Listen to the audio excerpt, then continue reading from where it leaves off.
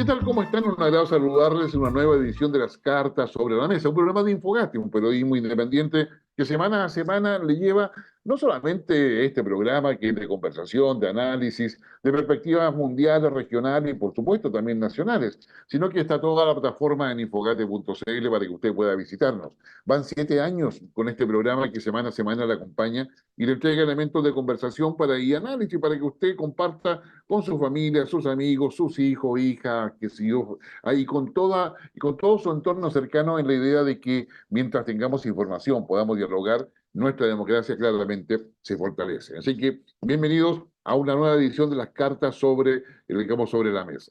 Recuerden que la carta sobre la mesa llega a todos nosotros gracias a Mundo TV, a través de Cable Mundo, que está desde Antofagasta hasta Los Ríos y extendiéndose. Ya le vamos a contar novedades sobre eso. Y también a todas las plataformas que nos ayudan a llegar a todo el país, como es el caso de Ñublevisión, Radio Nunquén en Concepción, Telecauquenes, entre varios otros más. Ahí también, digamos, síganos por favor en nuestras redes sociales, en X, antes Twitter, Facebook, Instagram, y Threads, que es en definitiva la que está asociada, ¿no es cierto?, a Instagram y Facebook. Y, por supuesto, agradecemos como cada semana a Aurus Joyería, una joyería, yo diría que tiene algo especial, aparte de todo lo usual de una joyería en términos de reloj, anillo, aro, etcétera. Nos ofrece lingotes de oro, sí, lingotes de oro, pero lingotes de oro pequeños, de solamente 1 onza, que le permita a usted invertir, ahorrar y tener guardado, yo diría, a través de algo tangible que no pierda el valor en el tiempo. De hecho, le cuento que el oro ha mantenido su tendencia al alza en las últimas semanas y eso no ha cambiado en esta. Así que comprar 1 onza de oro es una muy buena inversión. Puede ser incluso, si usted gusta y lo puede hacer, un muy buen regalo. Y es algo tangible que lo puede convertir en dinero en cualquier momento. Por lo tanto, yo diría, vaya a Auro Joyería e invierta justamente en el oro de estos pequeños lingotes. 1 onza que nos paga impuestos, cosa también relevante. En consecuencia, creo que ahí tenemos bastante que hacer. Sin lugar a dudas, la semana ha estado marcada en lo internacional por el debate entre Kamala Harris y Donald Trump. Un debate que termina, yo diría, a favor de Kamala Harris, así lo indican todos los análisis que uno ha podido ver. ¿No? Y también significa de que ahora empieza, lo ideal, la campaña más dura de aquí al 5 de noviembre. Descartamos nosotros la posibilidad de un nuevo debate, a pesar de que el comando de Kamala Harris le pidió a Donald Trump un nuevo debate, es muy probable que eso no suceda y que la campaña se transforme en algo muy duro, con muchas fake news, con muchas acusaciones. Donald Trump necesita cambiar relato, ya no le da para poder crecer, para tener crecimiento que necesita para ganar. No es suficiente que ataque solamente a Biden o que le quite protagonismo o miren menos a Kamala Harris. Necesita propuestas concretas. Y es ahí una de las falencias que tuvo en el debate, no tener propuestas concretas. O sea, es decir, que termina la guerra apenas, digamos, apenas sea electo, sin decir cómo, es claramente un déficit, o que no tenga un planteamiento respecto a salud, educación, economía, etcétera, son evidentemente falencias que va a tener que superar, pero las va a superar no solamente proponiendo, sino que las va a superar haciendo. Un dato interesante en la elección de Estados Unidos es el rol de Elon Musk, pero Elon Musk es la punta del iceberg. El mundo privado asociado a la economía, a la tecnología, está teniendo un desarrollo y una intervención cada vez más intensa. Ya la política no la llevan los partidos políticos solamente, no la llevan solamente los candidatos, sino que hay actores que antes eran menos visibles o prácticamente invisibles y que hoy día se transforman en actores relevantes de la política y que generan que la política esté dependiendo muchas veces de los apoyos que se están haciendo con los más, por ejemplo, y con otros. En la campaña de donantes en Estados Unidos es relevante. Los donantes de alguna forma imponen el ritmo de las campañas, imponen el contenido de las campañas e imponen también la agenda de los gobiernos. Y esto es un cambio que es necesario mirarlo con detención, porque está haciendo girar las ideas de intereses nacionales hacia otras perspectivas. Y eso no se ve solamente en Estados Unidos, sino que se empieza a ver en diferentes democracias donde tenemos, sin lugar a dudas, más de algún inconveniente para poder abordarlas adecuadamente. Entonces, y digamos, particularmente en aquellos países donde hay elecciones.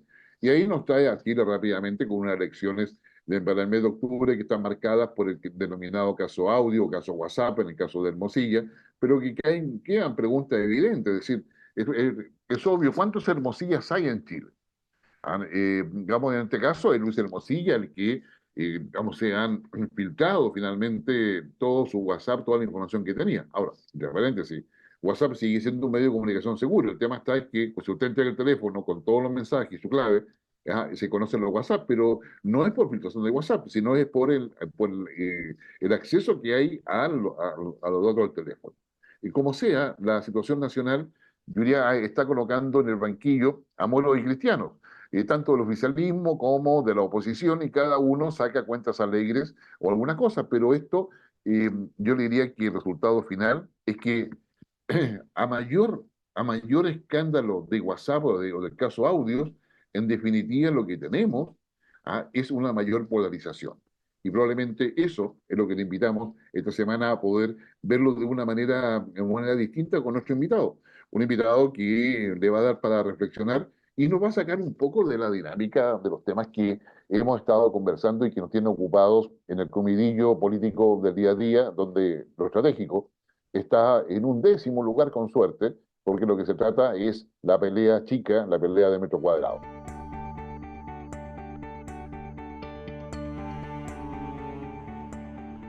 Para poder entender qué es lo que pasa en ese mundo, cuál es el rol de la inteligencia artificial, tenemos un estupendo invitado que ha sido investigador, él es ingeniero en computación, especialista en marketing, según nosotros, en mercadeo, según digamos, la forma de decirlo en otras partes, pero también se ha dedicado a todo lo que son proyectos estratégicos con una maestría y lo que es gerencia también de todos esos proyectos y asesorías, tanto a empresas como gobiernos. Él es Luis Gilberto Caravalo, no, Caraballo, como es actualmente docente, investigador, asesor, un destacado consultor que vive en Venezuela, que está viendo el mundo desde allí y que a su vez se dedica a apoyar a las startups y actualmente director de la TAM de Consult 360 Group, One Click 360 también conocido. Y que bueno, que le agradecemos muchísimo su disposición para conversar con las cartas sobre la mesa. ¿Qué tal, Luis? Un agrado saludarte desde Chile. Un gran placer, Guillermo. De verdad, siempre conversar contigo es algo interesante e importante y muchas gracias por la invitación y muchos saludos a tu audiencia desde Caracas. Ya. Bueno, con Luis nos conocemos hace mucho tiempo porque ambos estamos en el mundo de la prospectiva, ya yo diría, casi 2 décadas y quizá un poco más tal vez que estamos interactuando. Pero vamos al tema. Hoy día tú estás involucrado en inteligencia artificial. ¿Cómo llegaste ahí? ¿Cuál ha sido tu trayectoria para poder hoy día concentrarte en lo que es la inteligencia artificial y todas sus implicancias? Bueno, fíjate, Guillermo, es un recorrido largo porque yo tuve el privilegio de estudiar en la Universidad Simón Bolívar y en la Universidad Simón Bolívar nosotros vimos como parte de todas las materias especializadas que se dan inteligencia artificial en el año 80, pero con la connotación importante que me la dio un francés llamado Pierre Casteran. Pierre Casteran es un francés que creó un lenguaje que durante mucho tiempo se usó en la NASA, que es el Prolog. Entonces, todo ese tema de la inteligencia artificial, yo lo vengo manejando desde los años 80. Es más, te puedo decir que tuve la ocasión de hacer una pasantía, todavía era estudiante, en una de las filiales de Petróleo de Venezuela, de la antigua Petróleo de Venezuela, que se llamaba Lago Ben, y ahí había una unidad que se llamaba Proyectos Especiales que trabajaba bancos de datos de pozos de la industria petrolera y trabajaba todo el tema de sistemas expertos con inteligencia artificial. Construía, claro, hay una gran diferencia porque en aquel momento la inteligencia artificial era aplicada con el valor agregado que daba el experto.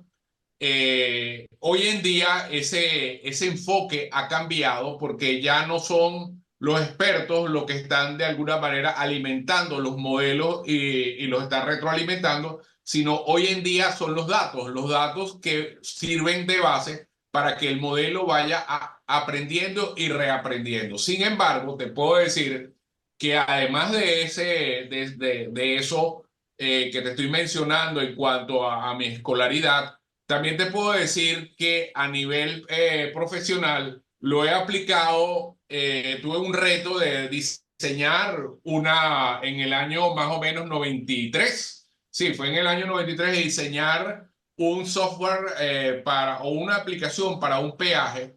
Y en Venezuela, como en todos los países de Latinoamérica, bueno, siempre hay cosas muy inusuales y cuando yo me metí en ese mundo yo no era experto, pero sin embargo como mi desarrollo profesional es hacia diseños de sistemas y de hecho de esa visión sistémica fue que caí en la perspectiva que me atrapó desde, bueno, desde que hice mi tesis sobre lo que son los escenarios y diseñé un modelo matemático de escenario.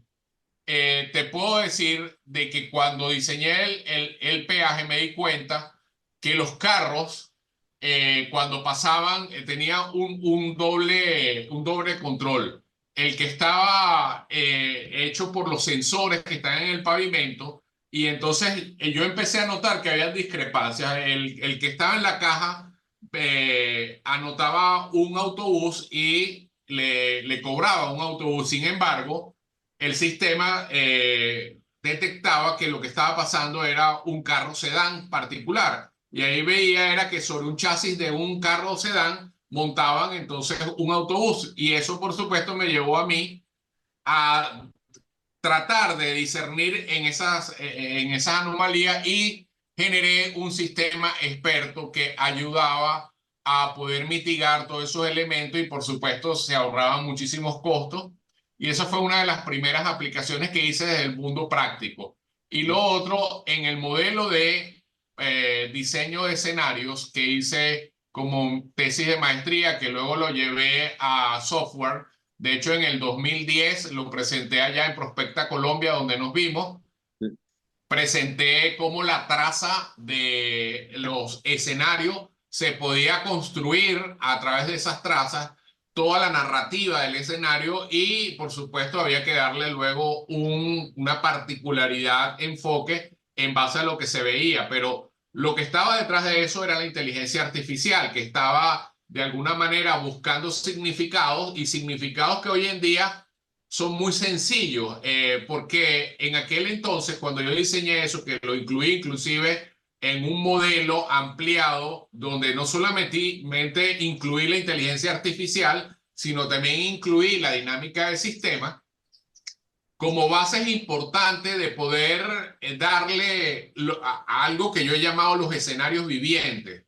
¿Por qué llamo los escenarios vivientes? Bueno, porque tú puedes diseñar un escenario en un momento dado, capturas la imagen y lo haces, si lo haces, por ejemplo, con el modelo de Codet, que es el MICMAC, ahí tú estás trabajando con atemporalidad, ahí no hay distancia, no hay tiempo, y ese carácter atemporal es sumamente importante. La gente le tiene mucho temor a la inteligencia artificial, pero hoy en día todo lo que se maneja con atemporalidad no es alcanzable por la inteligencia artificial, todavía no es alcanzable. Quizás más adelante pudiera ser porque hay unos aspectos cognitivos muy profundos en el ser humano y eso también lo recalqué. Entonces, ¿qué pasaba cuando dibujaba esos escenarios? Yo veía que muy bien, yo hacía la narrativa, hacía todo, pero yo decía, oye, pero el escenario en la realidad se empieza a lo que, por ejemplo, llamaba Pierre Watt el autovaciado y el autollenado. Pierre Watt fue el creador de los escenarios de la Shell, fue el director de esa área junto con Ted Newland. Y bueno, cuando tú empezabas a llenar eso con data cuantitativa, data real, cualitativa, cuantitativa, te das cuenta de que al incluir los temas de distancia e incluir los temas, era tan multidimensional que prácticamente tú estabas construyendo un escenario con información pasada.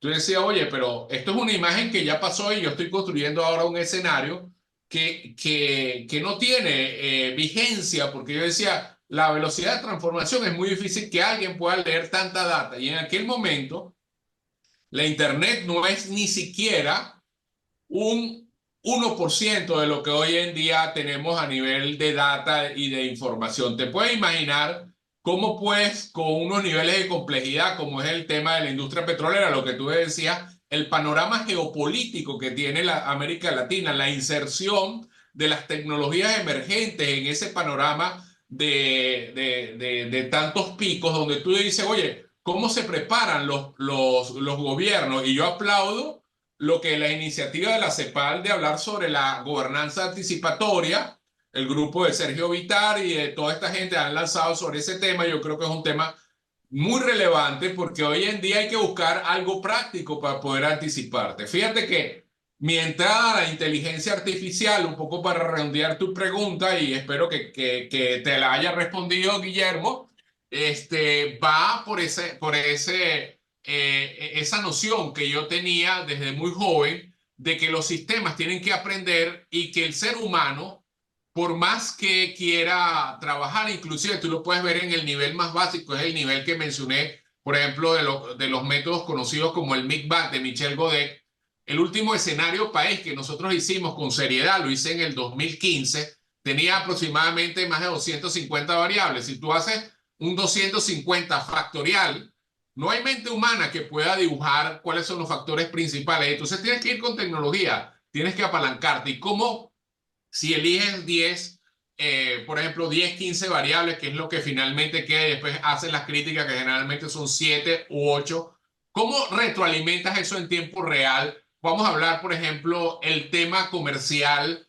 Venezuela sigue siendo un país petrolero, a pesar de todo lo que ha habido. Venezuela es su principal fuente de riqueza. Entonces tú dices, bueno, ¿cómo haces tú con el tema comercial de los buques? Si van por diferentes rutas, si la carga tiene que pasar por una serie de temas que son topográficamente y geográficamente muy diferentes, y ahí cabe lo de la perspectiva territorial, sobre lo cual quiero hablarte, que es un tema sumamente valioso e importante. Entonces, ¿cómo haces tú para retroalimentar nada más esa variable en tiempo real cuando tienes una geopolítica y una geoestrategia y una realidad territorial muy diferente para poder que esos buques hagan el desembarco, el llenado, todo lo que tiene que ver con la comercialización? Y ahí tú te das cuenta entonces de que el ser humano tiene que ser humilde y tiene que de alguna manera alimentar esos modelos con otras tecnologías que permitan esa conexión. Entonces ir a páginas especializadas de diferentes ámbitos donde te puedas sacar información mucho más online de lo que está ocurriendo, y con eso, por supuesto, tienes una gran ventaja para saber con mayor aproximación. Nunca va a ser perfecto, pero si tienes una mejor orientación, porque los escenarios como herramienta de toma de decisiones es una herramienta de apoyo, no es una herramienta que sustituye la mente humana. Entonces, bueno, por ahí le llegué al tema de la inteligencia artificial en mi carrera, y bueno, y hoy en día lo que nosotros vivimos hace 30 años prácticamente se ha disipado en un mundo que todos los días inventa algo nuevo en materia de aplicaciones de inteligencia artificial.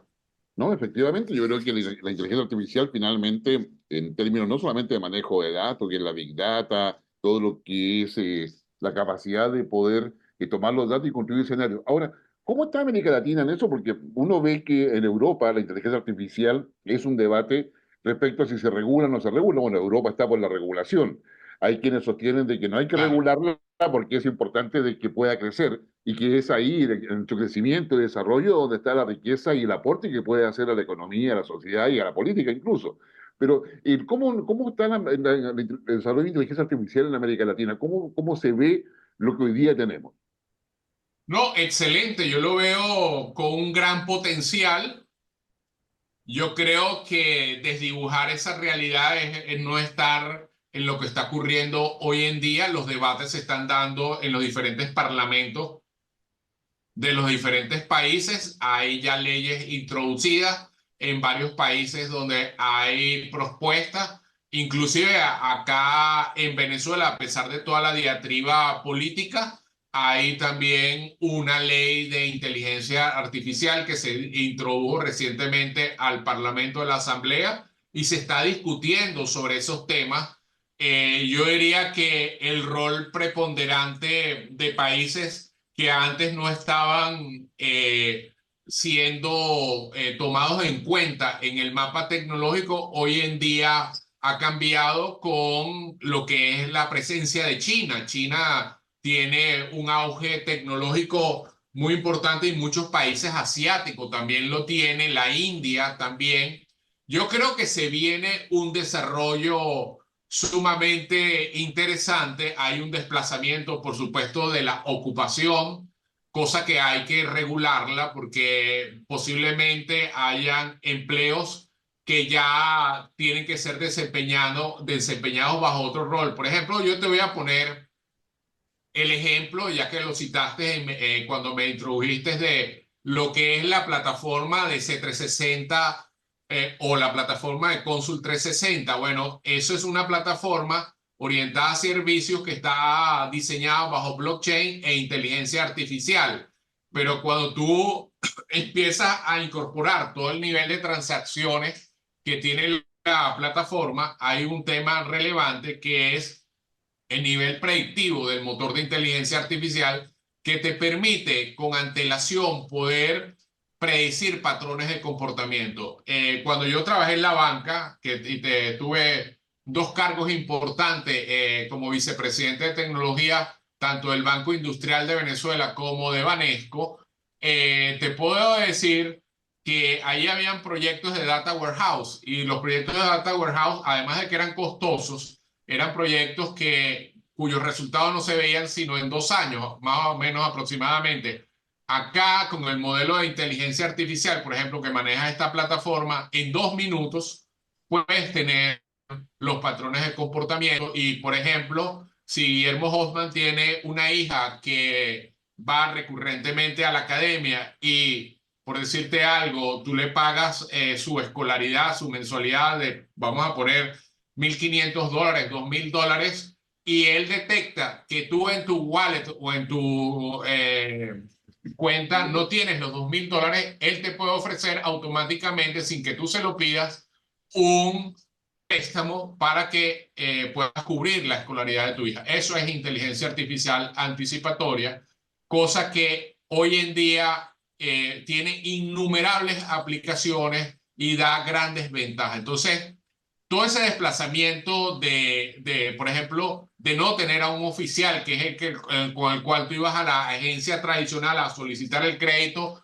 Guillermo iba a la oficina y decía, oye, ¿me pueden dar un crédito? Bueno, usted tiene que llenar esta planilla, todo eso en segundos se hace y no tienes que tener a un oficial ejecutivo que te esté atendiendo, y además de eso hay un desplazamiento porque lo que tú te vas a ocupar como entidad bancaria, y eso aplica no solamente a los bancos, aplica a los gobiernos, aplica en salud. Por ejemplo, nosotros estamos desarrollando actualmente una plataforma donde tú vas a poder inferir cómo va a ser el comportamiento por tipos de enfermedades, porque una vez que tú tengas los patrones de comportamiento y conozca el perfil de la persona, tú tienes capacidad de visualizar por dónde van las mejores prácticas y tratamientos y las medicinas que debe consumir en función de varios perfiles que se juntan. Y eso no te lo tienes que solicitar y te tienes que tener al médico al lado, sino que el sistema con el modelo de aprendizaje automáticamente te va a dar eso. Entonces,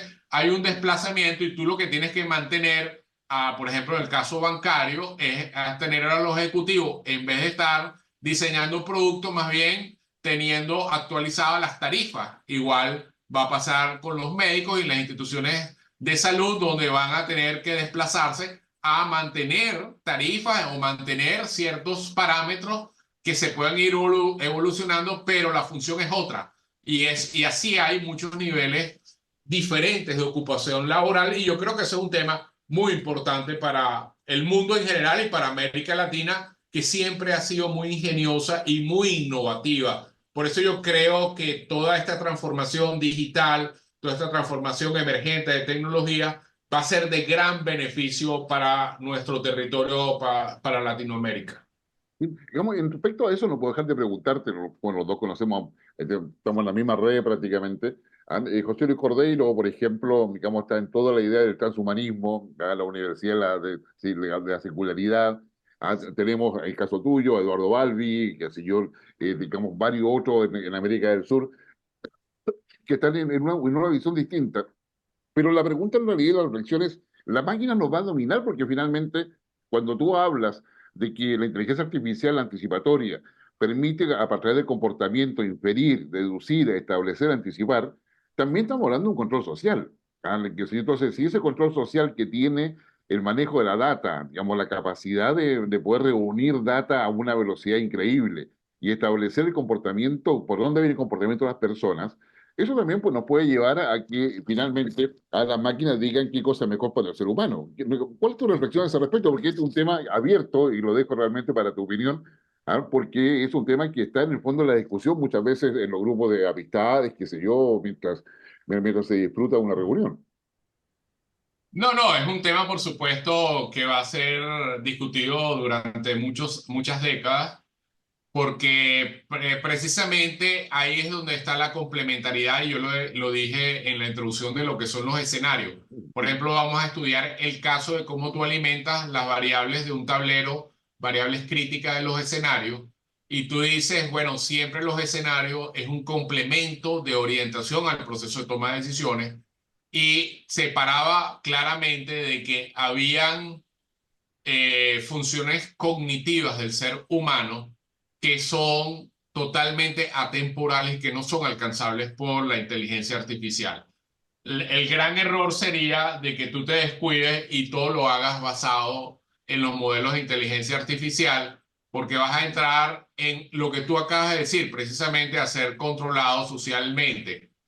Claro, el ser humano en su temperamento actual o en su actuar en las sociedades quiere hacer muchas cosas a la vez, quiere ser muy simultáneo, y la tecnología te ha llevado y te ha empujado, y eso es uno de los grandes problemas que está confrontando. Y bueno, yo no me escapo como ser humano de que a mí también me ocurra.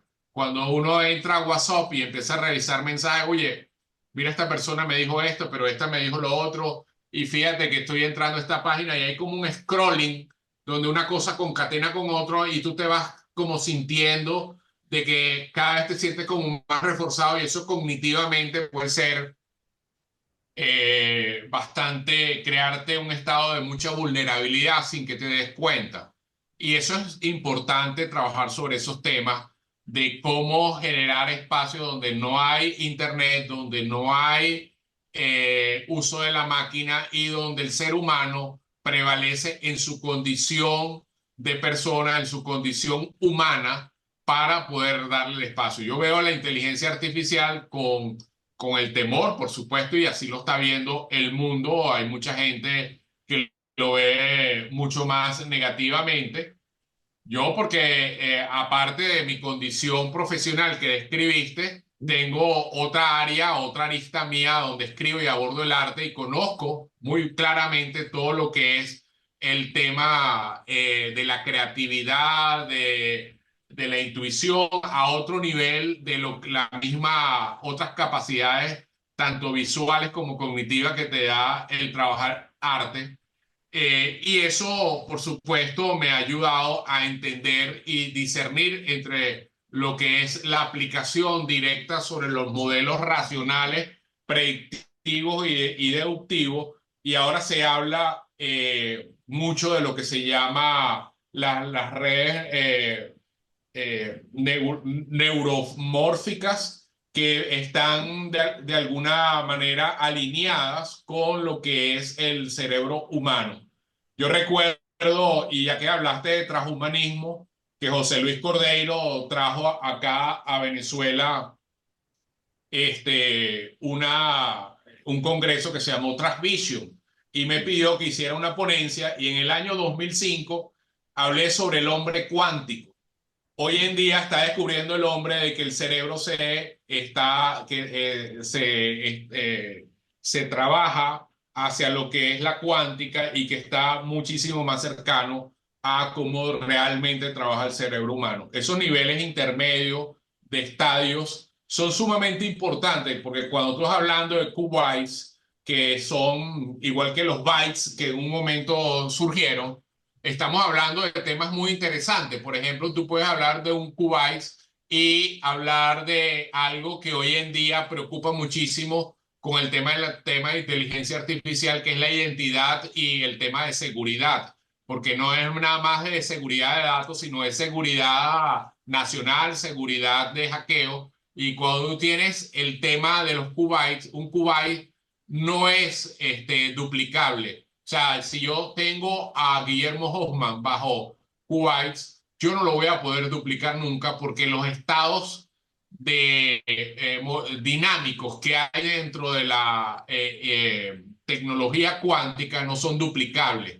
En cambio, tú sí puedes duplicar una imagen que se produce con bytes, la puedes duplicar 100%. Entonces hay una diferencia importantísima que va a aportar también unos elementos a nivel de cifrados que son totalmente impenetrables. Así que los temas del hackeo, los temas de seguridad van a mejorar tremendamente y por supuesto que va a mejorar notablemente todos los modelos de inteligencia artificial que hasta ahora son inalcanzables para todo lo que es toda la asistencia médica con información que venga de los nanobots, porque los nanobots ya son una realidad. Los nanobots son dispositivos que se pueden introducir dentro del cuerpo humano y con sus sensores van dando una cantidad importantísima de información que hasta ahora con las máquinas que tenemos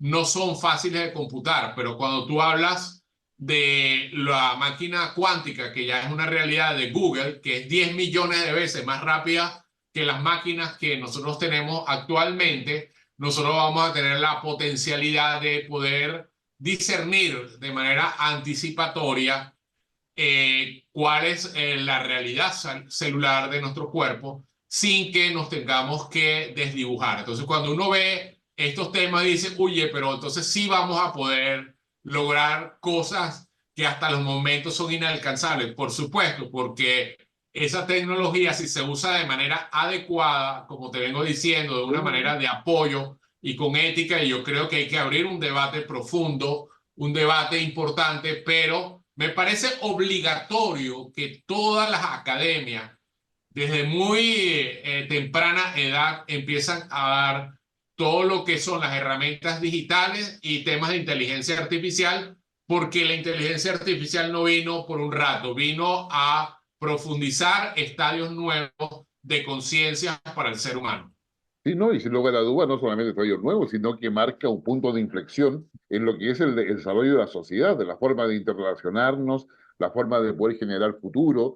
Yo creo que hay un cambio. Tú mencionaste al pasar, digamos que el tiempo se nos va volando, perspectiva territorial. Aquí, porque finalmente las regiones son relevantes, el territorio cada vez, digamos, es más relevante porque es lo que genera identidad finalmente a quienes residen ahí. Pero también puede ser un territorio que puede tener una visión global, pero también muy específica, focal, que se refleja en la localidad. ¿A qué se refiere la perspectiva territorial de cual tú hablas? Bueno, qué pregunta tan interesante, Guillermo, y te lo agradezco mucho porque de verdad tengo una inquietud desde hace muchos años y bueno, donde he expresado con claridad y abiertamente en diferentes partes de que el cumplimiento de las metas de los Objetivos de Desarrollo Sostenible no es alcanzable si no se toma en cuenta los territorios. Recientemente leí con grato placer y me causó bastante beneplácito un trabajo que hizo el doctor Javier Medina junto con el doctor Steven Becerra sobre perspectiva territorial y tocan el capítulo precisamente de los Objetivos de Desarrollo Sostenible con perspectiva territorial. Si no tienes perspectiva territorial, la medición de los Objetivos de Desarrollo Sostenible, desde mi punto de vista, y lo voy a aclarar, me parece que es un ejercicio que no tiene mayor calado. ¿Por qué tienes que tomar el territorio? Tú no sabes realmente por qué la escolaridad en territorios tan conflictivos como puede haber cuando hay guerrilla o cuando hay bandas o cuando hay cualquier tipo de los fenómenos que se dan en nuestra América Latina, está ocurriendo. Si son los pensum, si son los profesores o si son los estudiantes que son víctimas de la situación en la cual viven con mucha necesidad y creo que es importante ese análisis. Puse este caso un poco extremo para que se entienda y eso aplica no solamente al tema de escolaridad, puede aplicar a temas de salud, puede aplicar a cualquier tema. Entonces, volvemos otra vez a lo que veníamos conversando, cómo entonces la inteligencia artificial, el blockchain y todas estas tecnologías pueden ayudar. Bueno, por supuesto que serían de gran ayuda de que tú pudieras mezclar los elementos críticos que tienen los escenarios, que es la malla de escenarios territoriales, con los ODS, y eso lo puedes alimentar de manera automática con las diferentes fuentes de información válida, de manera tal de que puedas tener una visión de construcción de esos objetivos de desarrollo sostenible, no del pasado, sino la tengas al día y no según lo que opine cuál experto o cuál, sino de la realidad territorial, de manera tal de que pueda haber contraste entre la figura de los expertos, la figura del ser humano y lo que te está dando un sistema automatizado. Yo creo que esa mezcla de inteligencia artificial, blockchain, objetivo de desarrollo sostenible y perspectiva territorial me parece fundamental para poder lograr o mejorar el cumplimiento de los objetivos de desarrollo sostenible. Creo que sin la perspectiva territorial, eso que te acaba de mencionar, la gobernanza anticipatoria, cómo los territorios se apropian de ser gobernados y que no vayan a la deriva, que vayan como va viniendo, vamos viendo y en función de lo que va pasando, van subiendo, van bajando los indicadores, ni tampoco lo que hemos observado. A mí me preguntaban hace poco cómo yo veía la prospectiva en Venezuela y en Latinoamérica. Y por supuesto uno ve altos y bajos y uno dice, bueno, ¿y por qué hay altos y bajos? Precisamente porque lo que está abajo, lo que está subyacente no se ha explorado desde mi punto de vista con suficiente seriedad. En el año 2014-2015 escribí un trabajo que se llamaba La contabilidad de los intangibles, una perspectiva anticipatoria. Yo creo que es importante de caer en esos temas, donde se tenga realmente cómo están los diferentes recursos en nuestra Latinoamérica, donde tenemos anticipadamente los territorios bien claros en cuanto a cuáles son sus indicadores, no solamente desde el punto de vista de recursos humanos, que es sumamente valioso e importante, sino dónde están sus niveles de conocimiento, dónde están sus niveles eh, también de recursos de diferentes índole. Yo creo que Latinoamérica es muy rica en diferentes minerales, en commodities, etcétera. Y yo creo que a nivel también territorial, a nivel de lo que es la naturaleza, recursos hídricos, etcétera. Entonces, para mí, eso es un tema sumamente importante para que los países anticipadamente puedan medir los riesgos. Riesgos que no son vamos a decir, gratuitos, porque cuando hay incidencia de que yo quiero tomar tal recurso o cual recurso de tal territorio, bueno, ya tú anticipadamente sabes cuál es tu valía y anticipadamente estás midiendo los tipos de relacionamiento. Yo creo que es muy importante esa anticipación para tener más sanidad y poder tener más transparencia, menos vulnerabilidad en todos los temas de toma de decisiones. Y yo creo que ahí la perspectiva territorial, mal o bien el cumplimiento de los objetivos de desarrollo sostenible con la Agenda 2030 y el tema del blockchain como validador, me parece a mí que son esenciales para que podamos tener un fin de esta década más feliz. Pues eso es lo que yo te pudiera comentar, Guillermo. Sí, sí, solamente para nuestra audiencia, digamos, Luis Gilberto menciona los Objetivos de Desarrollo Sostenible, también llamados ODS, que son las metas del milenio, como se llamaron inicialmente, que es la agenda que ha colocado Naciones Unidas a nivel global. Y ahí está la superación de la pobreza, instituciones que sean éticas, que funcionen eficientemente, el acceso al agua. Son 17 objetivos de desarrollo que cada país debe comprometerse a avanzar. Hace poco, si usted lo busca en Internet, está la primera evaluación, que no ha sido muy feliz, lamentablemente, en términos de avance, pero es la hoja de ruta y es ahí donde justamente Luis Gilberto coloca el énfasis en términos de poder usar la perspectiva para poder ir avanzando más rápidamente y no solamente respondiendo al pasado, ¿ya? Sino que Exacto. anticipando lo que viene, que es lo que yo entiendo efectivamente que han dicho, ¿no? Sí, precisamente ese yo creo que es un aporte esencial que se puede dar desde el territorio de la prospectiva, porque entender el enlace sistémico es sumamente importante para el cumplimiento de las metas. Separar las variables como por estancos, cada variable como separada, hay que crear esos mapas territoriales y cómo se afincan toda esa dinámica. Por eso yo considero que la prospectiva, con su visión sistémica, con su transdisciplinaridad, con todo lo que aporta para el manejo de la complejidad, es vital, vital, vital para que eso ocurra de una forma más eficiente y con mayor eficacia, yo diría, para un uso de inclusive de alertas tempranas que Así es. pueda no solamente actuar sobre el pasado, sino actuar en vivo de manera tal de hacer la parte correccional. Es muy triste ver cómo no se cumplen las y decir, oye, pero si hubiéramos hecho esto, hubiéramos planeado así, etcétera. En cambio, si uno anticipadamente recibe las alertas tempranas con un sistema que se diseñe y tú tomes en cuenta los territorios, entonces evidentemente que va a mejorar el cumplimiento de las metas porque estás ganándole tiempo y no dejas que eso se derrame, vamos a usar ese término, o que tenga su impacto, su efecto sobre los territorios y por supuesto es nocivo y es pernicioso.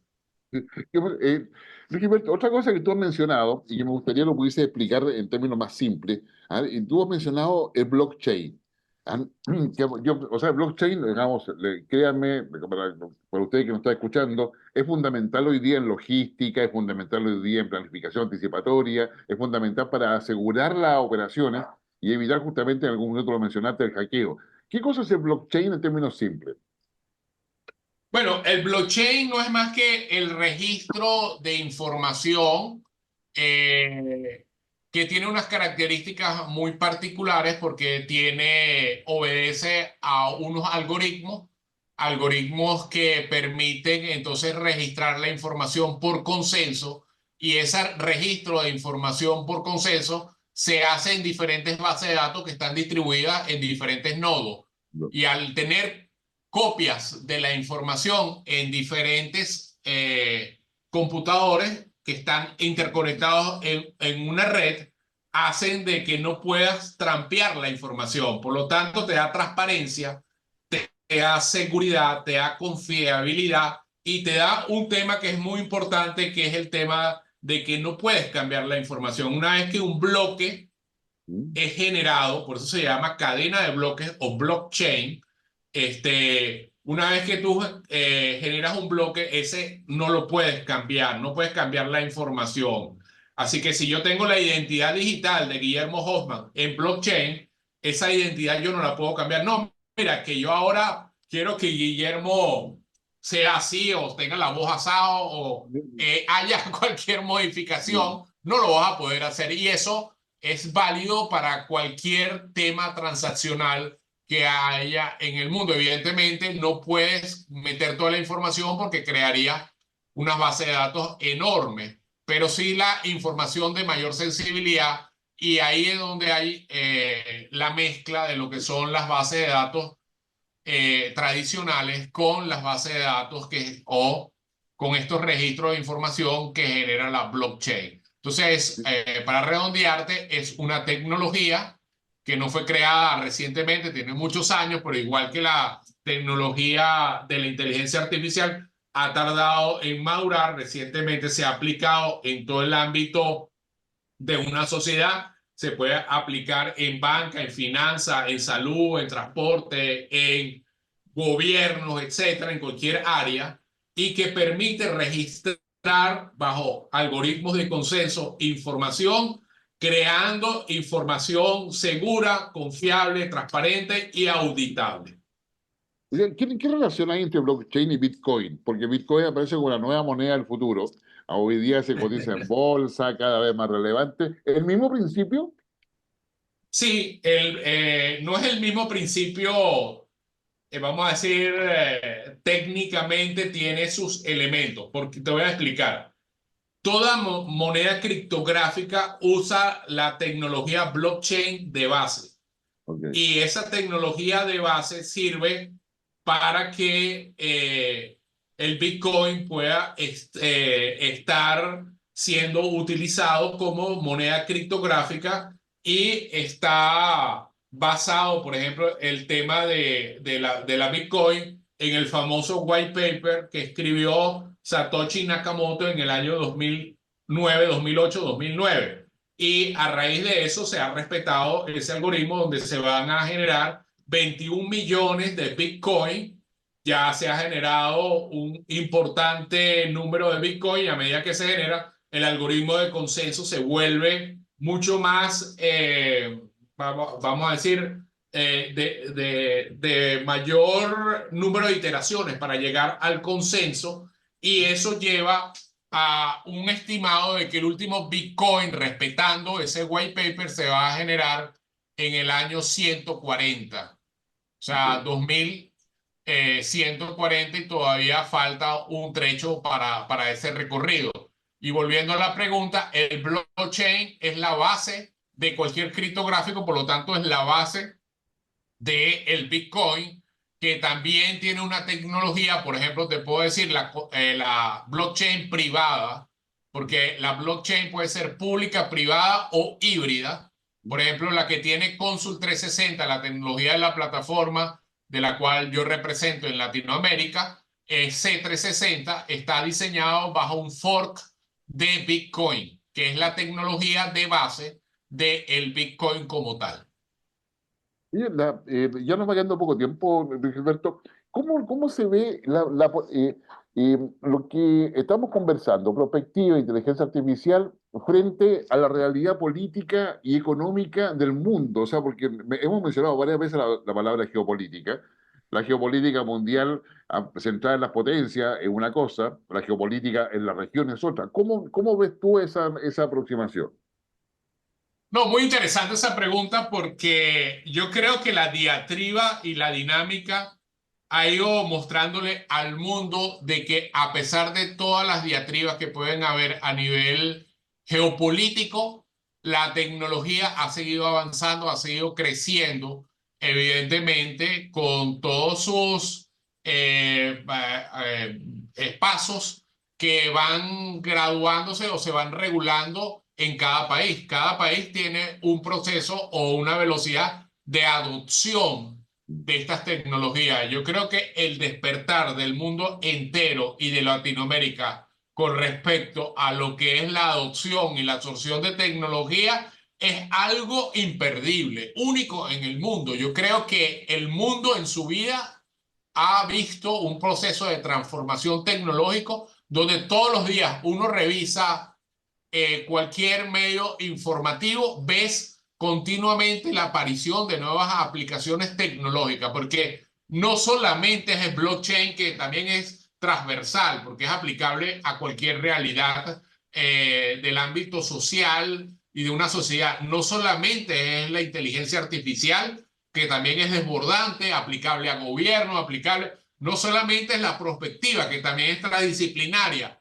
no, no solamente son tantas tecnologías que están entrelazadas y se están cruzando. Yo creo que los paradigmas sobre los cuales se ha estado gestando un mundo y la geopolítica están cambiando de manera notoria. Hablar de que hay estancos de una u otra forma es desconocer de que es una realidad que sobrepasa cualquier proceso convencional. Yo creo que los países se van a ir modificando, se van a ir adaptando, se van a ir evolucionando en función de esta realidad, porque me parece a mí insólito que los países desperdicien esta potencialidad de uso para el crecimiento humano y social. Y creo que te lo mencionaba, es relevante que las universidades incorporen en sus pensos de estudio todos estos temas digitales, todos estos temas de orden de inteligencia artificial, blockchain y lo que se llama la convergencia tecnológica, que también es imparable, que es la cogno, la bio, la nano y la infotecnología como un motor importantísimo para las próximas décadas y yo creo que para el futuro de la humanidad. Yo creo que la política también debe tener alineación con todo este tema. Yo creo que muchos de los gobiernos están tomando en cuenta, y lo decía, que están incorporando nuevas leyes, regulaciones, aspectos de poder tener presencia, y me parece notorio que mientras más seriamente, con mayor calado, con mayor profundidad y de manera más rápida y con la seriedad del caso se haga, yo creo que va a ser muchísimo más la posibilidad de aprovechar toda esta transformación, porque no es no solamente Latinoamérica, es el mundo que está inserto en una gestación de transformación. Sí. A ver, yo quiero aprovechar, porque yo creo que has colocado muchas cosas en la mesa que van a ser de mucha utilidad para seguir conversando sobre eso, pero quiero colocarte en un desafío realmente, digamos, intelectual, y disculpen por esto. O sea, si tenemos que ver el futuro de América del Sur solamente, o sea, para no irnos a nivel global, Ok. ¿cuáles crees tú que son las tres variables o los tres ejes fundamentales en los cuales hay que colocar atención desde la perspectiva de lo que estamos conversando, de la perspectiva del futuro, de la perspectiva de la toma de decisiones, de la perspectiva de la tecnología? ¿Cuáles serían las tres variables fundamentales que tú consideras?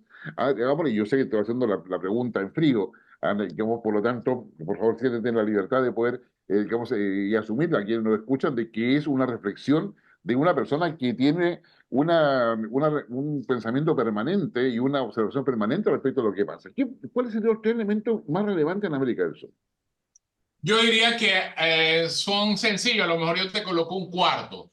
Ok. Lo primero es lo humano. Yo creo que el ser humano tiene que ser rescatado en su centro. Y yo ahí voy a robarme lo que Lucio Henao tanto de alguna manera predica, que el ser humano tiene que ser, vamos a decir, luminoso, pues, ese ser íntegro como tal. Yo creo que toda esta madeja de información que te lleva continuamente te puede llevar inclusive a perder tu norte, a ser disperso. Entonces yo creo que el tema de valores, el tema humano es esencial preservarlo. La parte, por supuesto, ética, moral, de principio, yo creo que es fundamental. Ese es un tema que yo no lo desperdiciaría. El segundo tema central para mí es la parte de educación. Yo diría que hay que repensar muy bien en nuestra latitud cómo van los pensum de estudio y cómo se incorporan, pero a nivel profundo, o sea, no a nivel de que, bueno, yo quiero ahora una carrera de inteligencia artificial. No, hay que repensar, hay que sentarse de forma profunda a ver cómo es la mejor forma de, bajo nuestra idiosincrasia, bajo lo que somos, nos podemos insertar con todo ese proceso de transformación global. Así que el tema educativo es un tema transdisciplinario sumamente importante. Yo no dejaría eso por ningún lado. Lo otro que yo creo que es fundamental es el tema alimentario. Yo creo que es súper importante y vital de que, por supuesto, nuestras latitudes hagan uso de una manera bien eficaz y eficiente de todos estos procesos de transformación, y mucho cuidado con el tema de la transformación genética, la biogenética o la biotecnología. A ello pusiera una alerta importante, porque se quieren producir grandes ingestas de alimentos, pero hay que revisar también la calidad de esos alimentos, ver hasta dónde eso genera cambios relevantes y bueno, eso sería un tema que importantísimo, el tema de la alimentación. Y yo pondría otro tema muy relevante, porque se prenden muchos alertas y pareciera que uno está ahora como en una especie de simbrado en cuanto a la expectativa que amanece de un día u otro, que es el tema que tiene que ver con la salud. Todos los días están apareciendo nuevos virus. Por ahí andaba uno que era el virus del mono. Después hay un virus del COVID. Después hay unos virus de tantas cosas que uno dice, bueno, yo creo que el tema de salud, que siempre ha sido un tema relevante, me parece que es fundamental. Y, por supuesto, en todo este ámbito de esos cuatro factores que te estoy dando, y lo estoy tratando muy ligeramente, Guillermo, yo creo que es muy importante el tema tecnológico en un análisis desde cualquiera de estas cuatro áreas que te mencioné, desde lo humano, desde el tema, por supuesto, social, o sea, y ahí va lo humano, por supuesto, de su interacción, desde la perspectiva educativa. Yo creo que es muy importante ver cómo se pueden transformar importantes cosas, no solamente los pensum, las carreras, las orientaciones. Tú puedes, lo que antes para ti era una diatriba con un ejercicio introspectivo importante, tú puedes descubrir cuáles son tus mejores orientaciones si lo sabes hacer haciendo hoy en día uso de la inteligencia artificial, y para eso no tienes que construir grandes modelos, pero lo puedes tener mejores orientaciones de lo que tenías en el pasado. Y cabe de contar todos los usos y beneficios que puedas tener. Bueno, a nivel de salud, ni qué decir lo que puedes hacer, y a nivel de alimentación también. Entonces, eso no sé si responde a tu pregunta, pero son los elementos que yo colocaría sobre la mesa. No, o sea, perfectamente, porque yo creo que la invitación a reflexionar sobre alrededor de estos cuatro ejes que tú has señalado, yo creo que es fundamental, porque no solamente basta que quienes toman decisiones tomen conciencia de la importancia de todo esto, sino que también los ciudadanos sepan qué cosa pedir y qué cosa informar, o de qué elementos llevarlo hacia quienes toman decisiones, es decir, en un ejercicio como bottom-up, desde abajo hacia arriba, ahí no solamente desde el punto de vista, ¿no es cierto?, digamos, de arriba hacia abajo, donde se imponen muchas veces las decisiones. Luis Gilberto, quiero agradecerte sinceramente tu disposición, tu disponibilidad, y lo interesante para poder abrir temas de conversación en foros quizás distintos a los especializados, pero que cada día es mucho más relevante. Así que muchas gracias por tu disposición. No, Guillermo, a ti de verdad, muchas gracias por este espacio, y de verdad tus preguntas muy atinadas, importantes, relevantes, y para mí de verdad un placer contactarlos. Muchas Ok. gracias por esto. No, gracias a ti. Y a usted que nos acompaña semana a semana, acá le dejamos temas para que converse con sus amigos, su familia, sus redes, su entorno, para que aproveche esta semana, que es la semana de fiestas patrias acá en Chile, pueda, digamos, tener temas novedosos, ¿ya?, en términos de poder reflexionar sobre cosas de lo que va a pasar, de lo que está pasando, pero de una perspectiva distinta. Abandonemos un poco lo que es la coyuntura, la polarización, la confrontación, la opinión política del día a día, para poder pensar en futuro. Esa es la invitación que con Luis Gilberto le estamos haciendo en esta oportunidad, para que converse, como le digo, con todo su entorno familiar. Y recuerde, la democracia se fortalece dialogando, y es lo que queremos hacer semana a semana aquí en Las Cartas sobre la Mesa. Así que nos vemos la próxima semana. Que estén muy bien.